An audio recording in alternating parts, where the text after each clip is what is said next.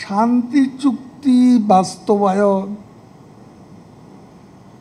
সম্পন্ন হতে সময় লাগে, কারণ সেখানের মূল সমস্যা হলো ভূমি, ল্যান্ড প্রবলেম, সেটেলমেন্ট প্রবলেম।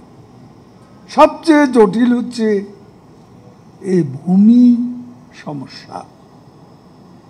এর সমাধান অত সহজ নয়।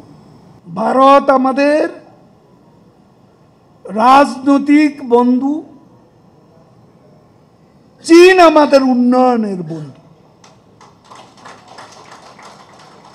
আমাদের চট্টগ্রামের দক্ষিণ এশিয়ার একমাত্র নদীর তলদেশে টানেল, বঙ্গবন্ধু শেখ মুজিব কর্ণফুলী টান, এটা কে করে দিয়েছে? চীনারা। যে রাস্তা দিয়ে আসেন ঢাকা চট্টগ্রাম 4 লেন, এই উন্নয়ন, এই রাস্তার কনস্ট্রাকশনও করেছে সিনোহাইড্রো। গতকাল যে পদ্মা সেতুর ক্লোজিং, এই পদ্মা সেতুর মেইন ব্রিজ এবং রিভার ট্রেনিং, দুটি কোম্পানি কাজ করেছে। দুটি কোম্পানি সিনোহাইড্রো, চায়না মেজরবি, তারা কিন্তু চীনের কোম্পানি। যেখানে সাহায্য দরকার সেখানে আমি সাহায্য কেন নেব না? এতে কারো কারো গা জ্বালা, কেউ কেউ অন্তর জ্বালায় ভুগছে। কেন পদ্মা সেতু হলো, মেট্রো রেল হয়ে গেল, এলিভেটেড এক্সপ্রেস হয়ে গেল, আশুলিয়া এলিভেটেড এক্সপ্রেস হচ্ছে, পদ্মা সেতু হয়ে গেল।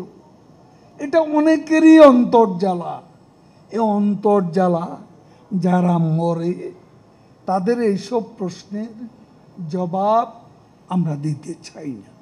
মেরুদণ্ডহীনরা নত জানু হওয়া, বঙ্গবন্ধুর দল আওয়ামী লীগ, বঙ্গবন্ধুর কন্যা শেখ হাসিনা কোনোদিনও নত জানু হবেন, আন্দোলন করতে পারেন।